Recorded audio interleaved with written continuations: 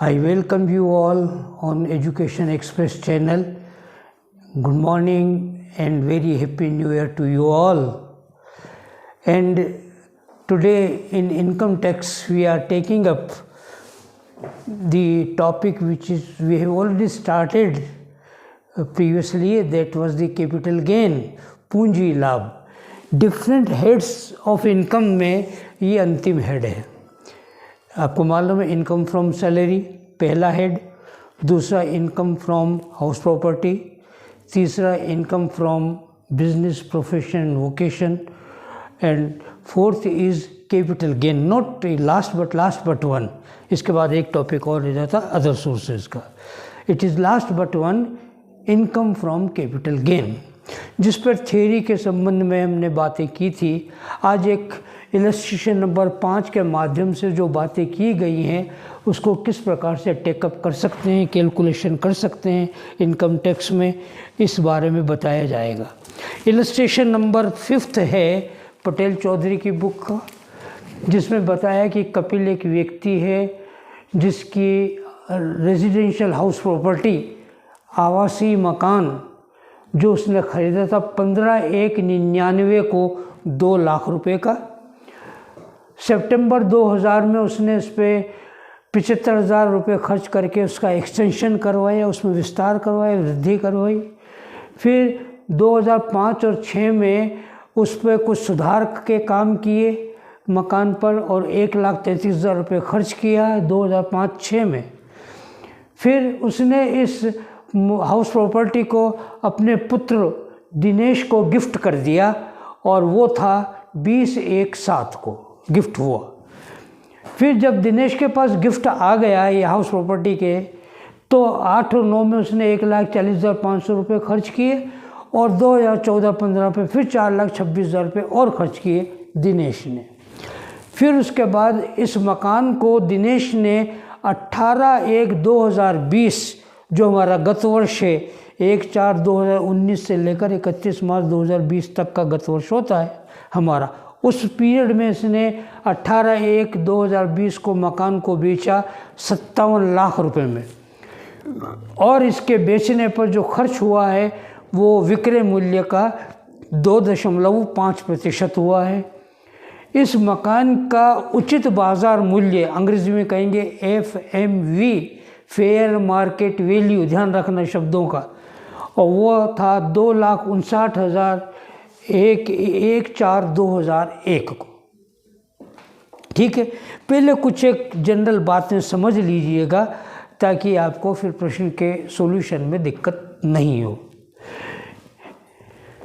एक तो ये है कि यदि मकान संपत्ति या अन्य कोई संपत्ति, पूंजी संपत्ति जिसको हम कहते हैं कैपिटल असेट, किसी को प्राप्त होती है तो खरीद करके प्राप्त होती है, किसी को वसीयत में प्राप्त हो जाती है, किसी को उपहार में प्राप्त हो जाती है इत्यादि. तो यदि खरीद के प्राप्त की तो जो उसका परचेज प्राइस होगा वो उसको प्राप्त करने की लागत मानी जाएगी. परंतु जिस किसी को गिफ्ट में प्राप्त हुआ है, वसीयत में प्राप्त हुआ है, तो उसके प्राप्त होने की लागत तो नील है, फ्री ना, फ्री मिला उसे. तो ऐसी स्थिति में यदि किसी को निःशुल्क कोई वस्तु, पूंजी संपत्ति प्राप्त होती है तो उसके प्राप्त करने की लागत वह मानी जाएगी जो उसको उसके पूर्व स्वामी को थी. तो ये गिफ्ट प्राप्त हुआ दिनेश को, तो दिनेश के पास प्राप्त करने की लागत तो कुछ नहीं है, गिफ्ट हुआ है, फ्री में मिला है. तो परंतु इनकम टैक्स के लिए इस दिनेश के लिए इस पूंजी संपत्ति मकान जो है उसको प्राप्त करने की लागत वह मानी जाएगी जो उसके पिता ने प्राप्त की थी. पिता ने प्राप्त की थी 15/1/99 को 2 लाख रुपए में.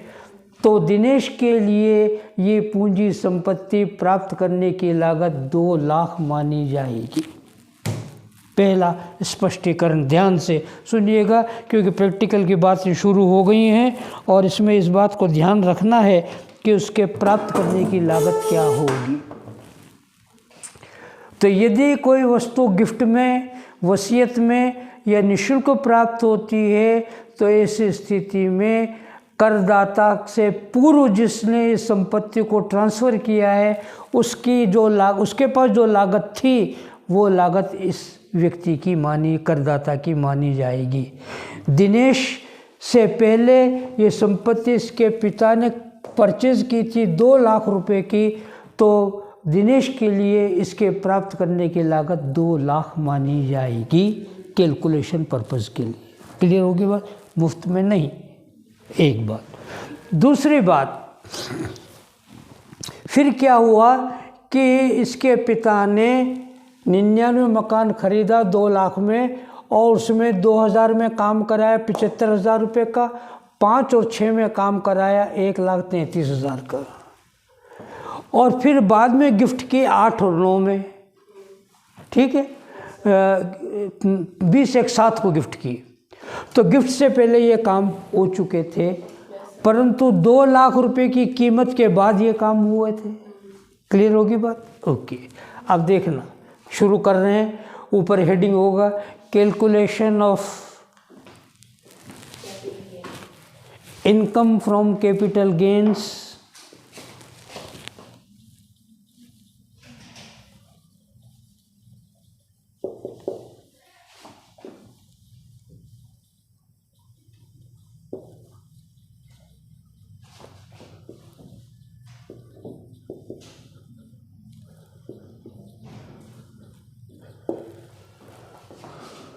to Mr. Dinesh for the assessment year 2020-21, ये हेडिंग रहेगा। और अब ये कैलकुलेशन शुरू हो रहा है आपका।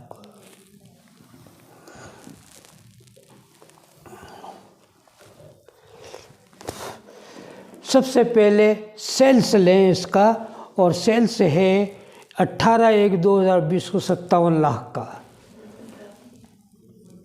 सेल्स कंसिडरेशन क्रय विक्रय प्रतिफल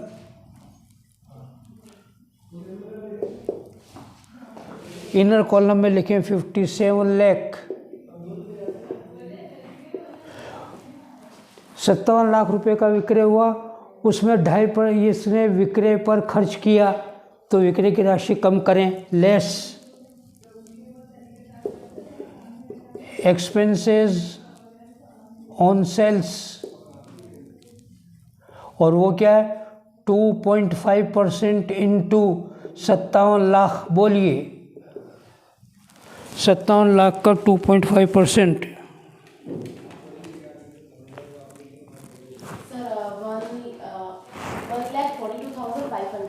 1,42,500, ये -1,42,500 को लेस करें और घटाने के बाद बोलिएगा नेट सेल्स कंसिडरेशन कहलाएगा।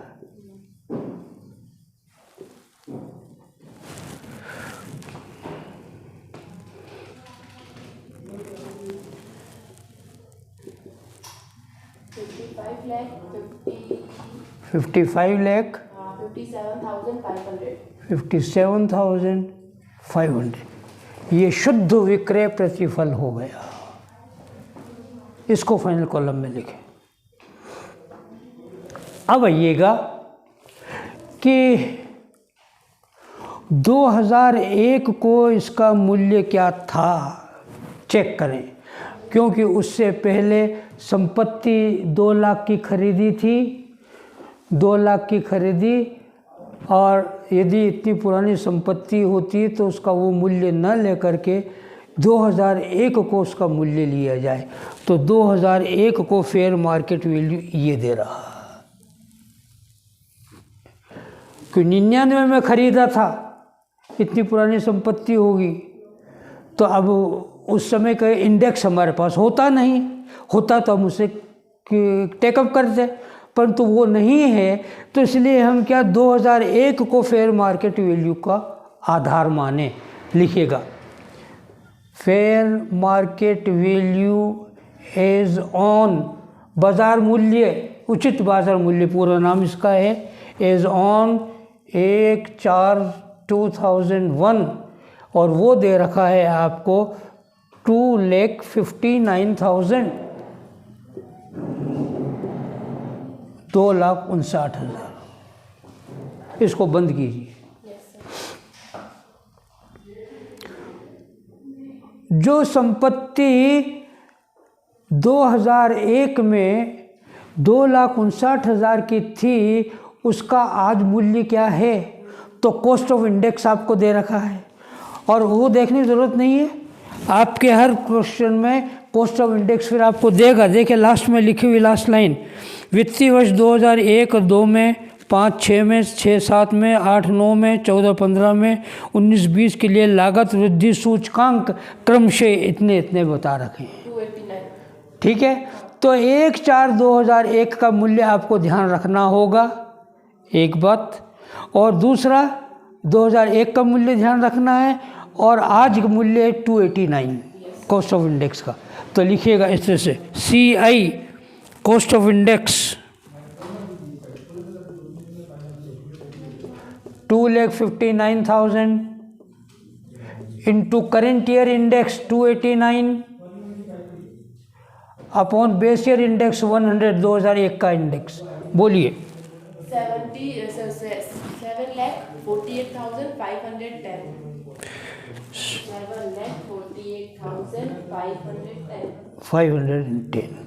ये 1/4/2001 को इसका मूल्य जो था उसको परिवर्तित करके कॉस्ट ऑफ इंडेक्स के आधार पर आज मूल्य उस 2,59,000 का ये हो गया।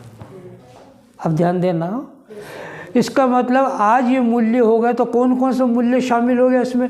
ये शामिल हो गया क्योंकि 2001 से पहले है, शामिल हो गया।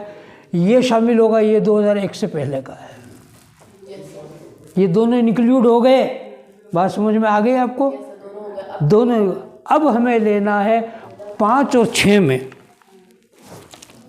फिर लें कॉस्ट ऑफ इंडेक्स इन, या यहाँ पे ऐसा कीजिएगा, 1 मिनट, ये पहला वो है क्वेश्चन, इसलिए लिख लीजिए ताकि समझने में सुविधा रहे।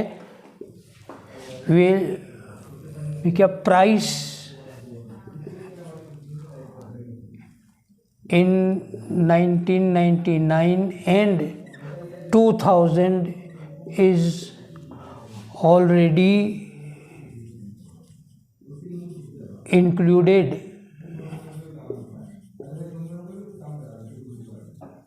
ये पहले से शामिल हो गई है, ठीक है, इसलिए इनको नहीं लेंगे। बात समझ में आ रही है? इसलिए इनको नहीं लेंगे।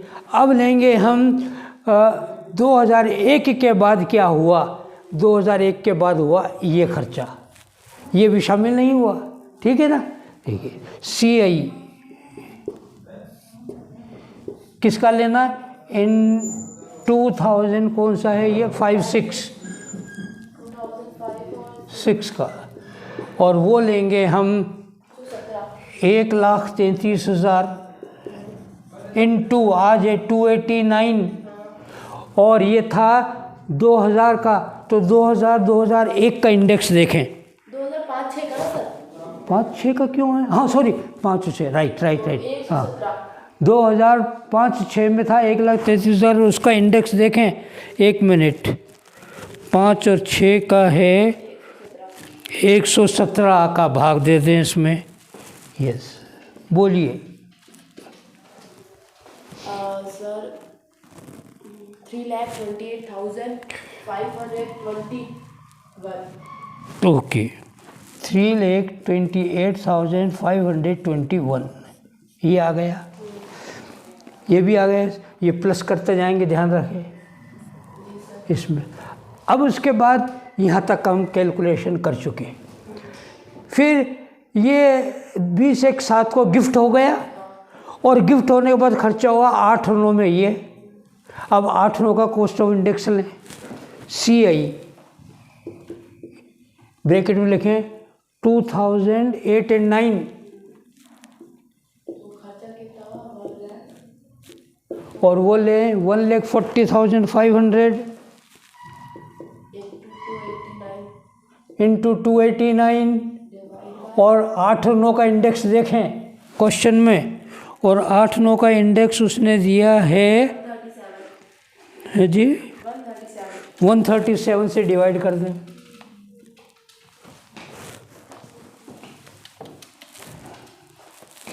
तो ये आया सर 2,96,383 2,96,383 ये आ गया, ये भी हो गया।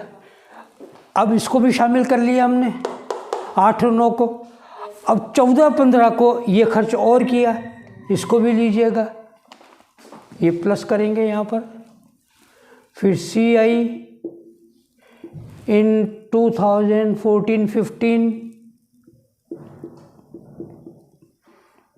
और वो है 4,26,000 इंटू 289 डिवाइडेड बाय 14-15 का इंडेक्स देखें 240 से करें इसको।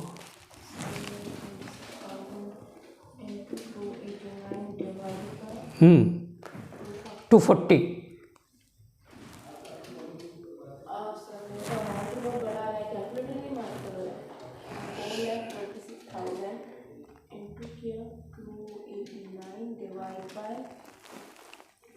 सर डिवाइड नहीं ले रहा कैलकुलेशन। तो आप पहले डिवाइड करो ना, बड़ा क्यों कर रहे हो?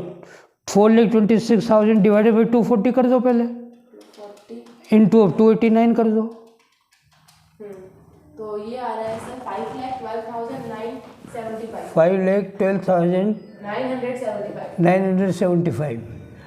अब सब वैल्यू हमने टेकअप कर ली आगे। अब टोटल कर लीजिएगा जो इनर कॉलम में वैल्यू दे रखी 7,48,000, 3,28,521, 2,96,383 और 5,12,975। सर 18,86,389 हो गया यस सर। कितना? 18 पांच अमाउंट को टोटल किया ना सर। हाँ एक तो 1 2 3 4 4 को टोटल देखिएगा, एक तो इसको लिया, नहीं इसको नहीं लिया।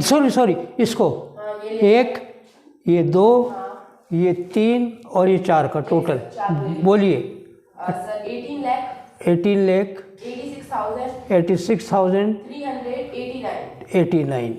ओके, इसे अब माइनस करना फाइनल कॉलम में 55,57,500 से। माइनस करें 57 लाख में से 55,57,500 में से। 57,500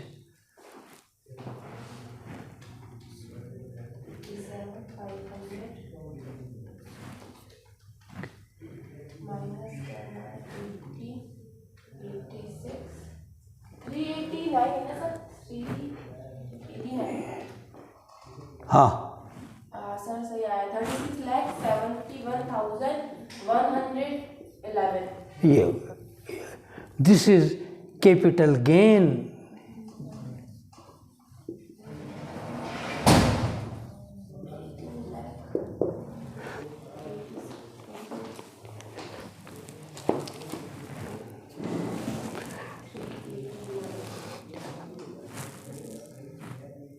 अब यहाँ पर ये लिखिएगा, क्योंकि ध्यान देना, हाँ लिख लो। अब क्या करना है आपको, कैपिटल गेन लिखें और उससे एक बात और कि ये 1999 की संपत्ति है जिसे अब बेचा गया है 2020-21 में। और आपको मालूम है कि यदि कोई पूंजी संपत्ति अंशों वगैरह को छोड़ दें, उसमें अलग है, पूंजी संपत्ति है और उसको 36 महीने के बाद बेचते हैं, अर्थात 3 साल के बाद बेचते हैं, तो कैपिटल गेन लॉन्ग टर्म होगा। ये लॉन्ग टर्म, इसको शॉर्ट में लिखते हैं LTCG। ध्यान रहे, ये लॉन्ग टर्म कैपिटल गेन, दीर्घकालीन पूंजी लाभ, शॉर्ट टर्म नहीं है। सर क्या बताया आपने थोड़ी देर पहले कि कितने महीने बताता हूँ। पूंजी संपत्ति अंशों आदि को छोड़कर, कि अंशों के लिए डेट अलग है, उसका पीरियड अलग है, बताया था उस दिन। खैर वो अब आएगा तो अब और बता देंगे क्वेश्चन में। यदि कोई पूंजी संपत्ति है अंशों को छोड़कर प्राप्त करने की तिथि से 36 महीने बाद, ध्यान रखना, आफ्टर 36 मंथ्स यदि उसे ट्रांसफ़र किया जाता है तो जो गेन होगा उसे लॉन्ग टर्म कहेंगे। गेन या लॉस जो भी होगा वो लॉन्ग टर्म होगा। I repeat again, any capital asset other than shares and securities, ठीक है, अंशों के अलावा, अंश और प्रतिभूतियों के अलावा पूंजी संपत्ति है, प्राप्त करने की तिथि से 36 माह बाद ट्रांसफ़र किया जाए तो उससे होने वाला लाभ या हानि लॉन्ग टर्म होगा। ये है। और 36 महीनों से अगर पहले हो जाता है तो शॉर्ट टर्म होगा। नेचुरली यदि 36 महीने से पहले ट्रांसफ़र होगा ऐसी पूंजी संपत्ति का तो वो शॉर्ट टर्म कैपिटल गेन होगा। इन दोनों के अंतर को ध्यान में रखना बहुत ज़रूरी है, इसलिए कि ये आगे के टॉपिक्स में फिर काम आएंगे। ध्यान रखना, अभी से याद दिला रहा हूँ आपको, सचेत कर रहा हूँ। इन दोनों के अंतर को बिल्कुल क्लियर कट ध्यान में रखना है, क्योंकि अगले 2 टॉपिक को फिर कवर करेगा ये। जब हम लेंगे टोटल इनकम का कैलकुलेशन तो लॉन्ग टर्म कैपिटल गेन से लॉन्ग टर्म कैपिटल लॉस को पूरा कर सकते हैं, शॉर्ट टर्म को पूरा नहीं कर सकते हैं, एक बात। दूसरी बात, जब इनकम टैक्स का कैलकुलेशन करेंगे तो इनकम टैक्स के लिए लॉन्ग टर्म की रेट अलग है, शॉर्ट टर्म की रेट अलग है। तो यदि आपने डिफ्रेंशिएशन, ये अंतर अभी से नहीं समझा तो फिर आगे चल के अगले दोनों टॉपिक्स में फिर परेशानी हो जाएगी आपको। तो please be very particular about the short term and long term capital gain और कैपिटल लॉस। दोनों में से कुछ भी हो सकता है, पूंजी लाभ हो या पूंजी हानि हो, ये ध्यान रखना है, ठीक है, क्योंकि आगे के टॉपिक्स में फिर ये बातें आएंगी और यदि अभी क्लियर नहीं है तो फिर आगे परेशानी हो जाएगी। इसलिए प्लीज़ बी वेरी पर्टिकुलर। ये पूंजी संपत्ति यदि ट्रांसफ़र है 36 महीने बाद तो वो होगी लॉन्ग टर्म कैपिटल गेन। अंशों के संबंध में कुछ अंश ऐसे हैं जो 24 महीने के बाद ट्रांसफ़र होने पर लॉन्ग टर्म होते हैं, कुछ अंश ऐसे हैं जो 12 महीने के बाद होते हैं। वो जब प्रश्न आएंगे तो फिर चर्चा करेंगे कि उनमें भी फिर अलग अलग क्वालिटी है। ये अंश हैं 24 महीने बाद ट्रांसफ़र होंगे लॉन्ग टर्म होगा, और 24 महीने से पहले ट्रांसफ़र होंगे तो शॉर्ट टर्म हो जाएगा। फिर कुछ अंश ऐसे जो 12 महीने के बाद ट्रांसफ़र होंगे तो लॉन्ग टर्म में, और 12 महीने से पहले ट्रांसफ़र होंगे तो शॉर्ट टर्म में। तो ये आपको ध्यान रखना है, 3-4 वेराइटीज़ इसमें आएंगी। तो अभी ये एक वेराइटी है जिसमें पूंजी संपत्ति के कैलकुलेशन की बात हुई। I think it is clear. ये देख लीजिएगा और शॉर्ट लेना हो ले लीजिएगा। अब आगे की चर्चा हम लेते हैं इलस्ट्रेशन नंबर, थोड़ा चेंज वेराइटी को लेंगे।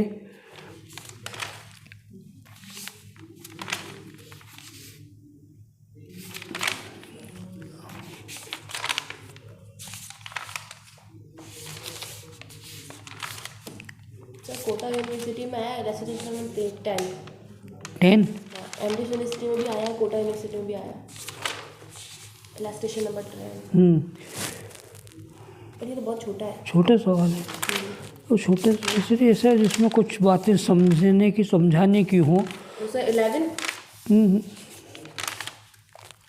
उसमें शॉर्ट टर्म कैपिटल गेन आ रहा है और लॉन्ग टर्म भी आ रहा है, दोनों आ रहे हैं 11 में। Page number 4। पर ये क्या डेप्रिसिएशन से रिलेटेड बात है? चलो इसमें दोनों आ रही हैं, चलिए इसी के ऊपर बात कर लेते हैं। Okay, now we take up the illustration number 11 और देखिएगा इस पर क्या क्या बातें उसने की हैं। इसमें मेन बातों को ध्यान रखना है।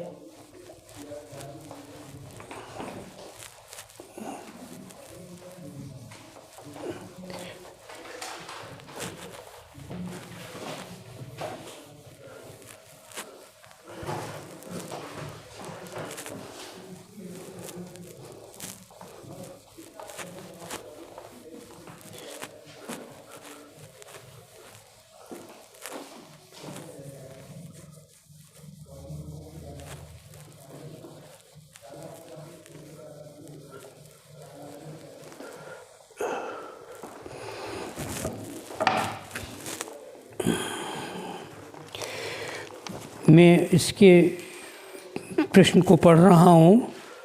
उदाहरण नंबर 11 है पटेल चौधरी की बुक का। ABC are partners in a firm. The firm was dissolved on 31st August 2019. The assets of the firm were distributed to the partners. और ये इस तरह से हो रही है।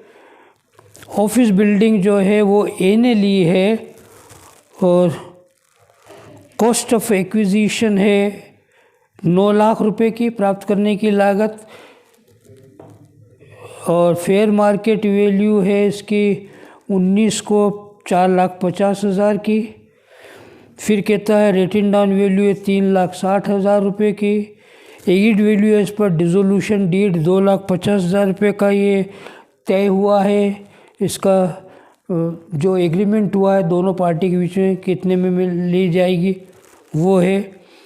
फिर शेयर्स हैं जो बी ने लिए हैं 12-13 में, और इसको प्राप्त करने की लागत थी 66,900। Fair market value 4,63,200।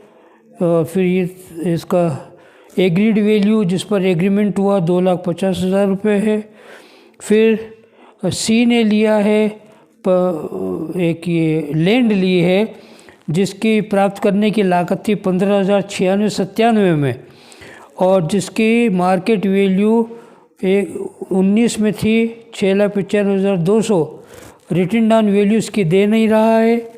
Agreed value जिस पर इसका लिया गया 2,50,000 रुपये इसकी भी, और मार्केट वैल्यू 1/4/2001 को।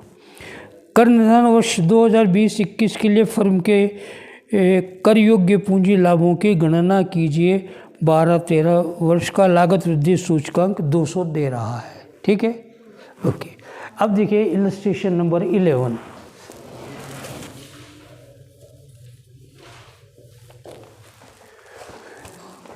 Calculation of capital gain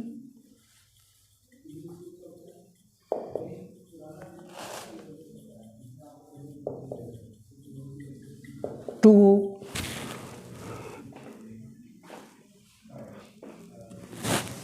partnership firm का हो रहा है, ये ध्यान रखें, साझेदारों का नहीं हो रहा।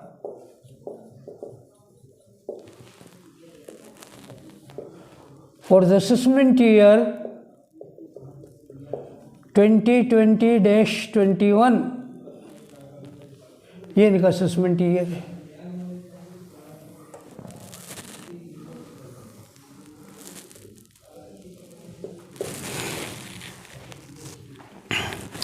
पहले हम ले रहे हैं ए से जो पूंजी लाभ फर्म को प्राप्त हो रहा है वो किस तरह से ज्ञात किया जाएगा। और ए ने क्या किया है, ऑफिस की बिल्डिंग को ले लिया है जिसके जो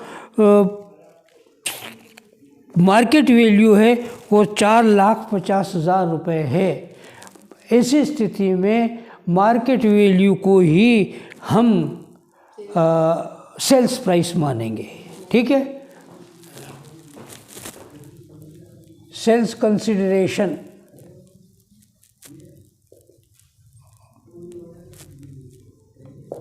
ब्रैकेट में लिखिएगा fair market value in the previous year, और वो है आपका 2019-20।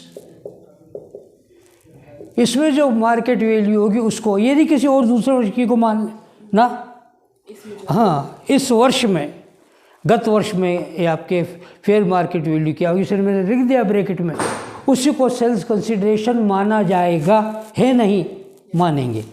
ओके, और देखिएगा इसने ये फेयर मार्केट वैल्यू दे रहा है 4,50,000 रुपये।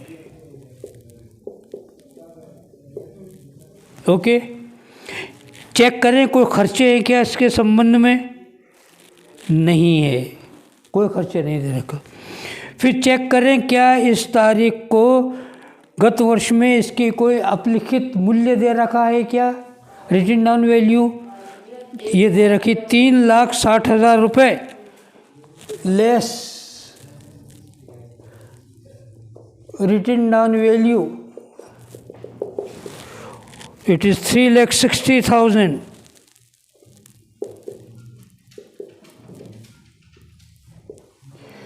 यही इसके ये कॉस्ट ऑफ एक्विजिशन मानी जाएगी। लिख लें ब्रैकेट में, कॉस्ट ऑफ एक्विजिशन, प्राप्त करने की लागत।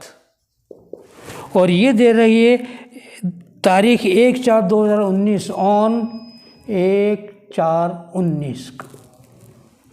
इसके प्राप्त करने की लागत दे रखी है 3,60,000 रुपये। अंतर घटाइएगा तो पता लगेगा 90,000 रुपये। ये 90,000। इट इज़ 19-20 और 19-20 की फेयर मार्केट वैल्यू है। 36 महीने पूरे नहीं हुए, बात समझ होगी। इसलिए short term capital gain.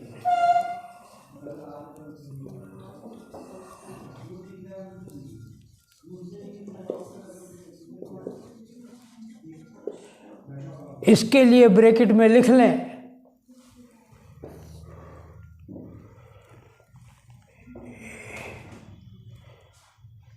Retain down value on 1/4/19 minus fair market value as on 19-20। इसलिए ये शॉर्ट टर्म होगा और इसको अंडरलाइन कर दें। क्यों शॉर्ट टर्म हुआ? इस आधार पर। हाँ, 36 मंथ से नहीं। बस समझ में आ गई। ये क्लियर लिख दिया था कि आपको आगे चल कर देख लें, समझ लें, दिक्कत नहीं होगी। ओके, अब बी को क्या हो रहा है? बी ने 12/13 को जो थी वो शेयर्स जो है जिसकी मूल्य 66,900 रुपये उसकी प्राप्त करने की लागत थी और ख़रीदा फेयर मार्केट वैल्यू थी 4,63,200। ओके, तो वही सेल्स कंसिडरेशन मानेंगे। सेल्स ब्रैकेट में लिख लें FMV, ये है इन प्रीवियस ईयर, और वो है आपके 4,63,200।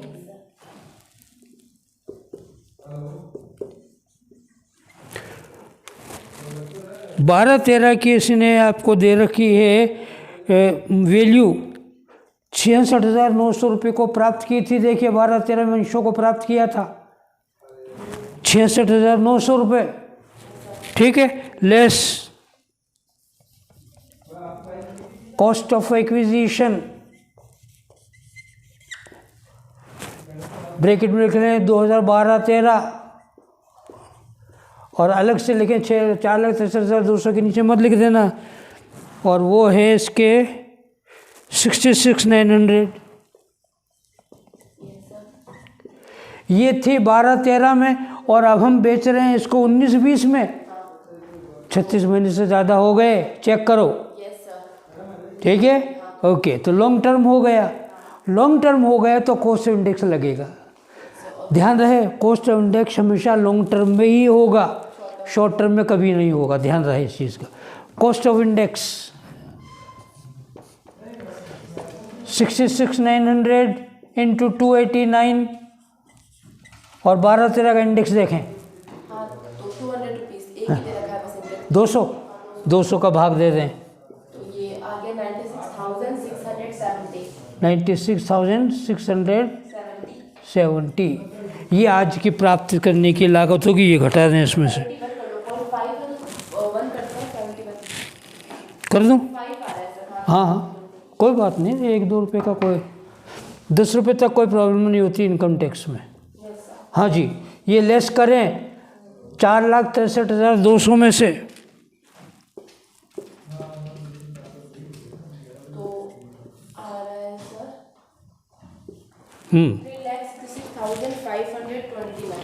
3,66,529। ये अलग है, ये अलग है, बंद करके रखना है इनको। वो शॉर्ट टर्म थी, ये लिखें LTCG long term capital gain इस तरह से LTCG है ये। ओके, अब C से क्या समझौता हुआ देखिएगा। C ने जो माल प्राप्त किया वो था 6,95,200 का। चेक करें सेल्स, फेयर मार्केट वैल्यू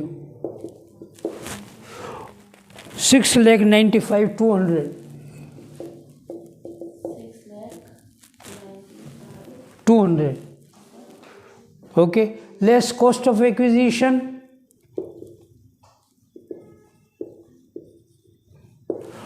और वो है 96-97 में। चेक कीजिएगा, वो दे रहा है इसकी मार्केट वैल्यू 1/4/2001 को 96-97 की दे रखी वैल्यू से 15,000 रुपये। परंतु इतना पुराना इंडेक्स हमारे पास होता नहीं है, हमारे पास 2001 से शुरू होता है। तो 2001 को लें, कॉस्ट ऑफ एक्विजिशन लिखें पहले 15,000 रुपये, इसे बंद कर दें।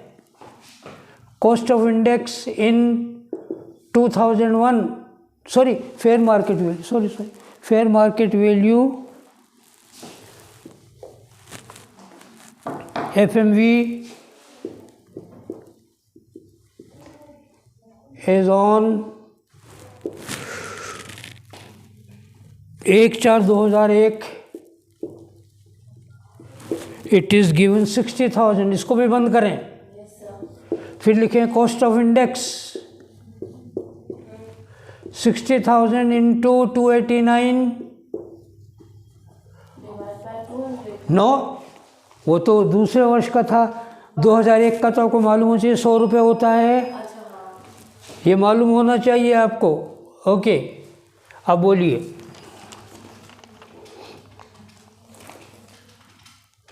यस सर, 1,73,400 माइनस करें 1,73,400। 400 इसको माइनस कर दें 6,95,200 में से। This is again LTCG 5,21,800। 5,21,800।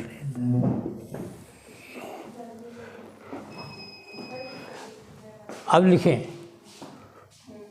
Total capital gain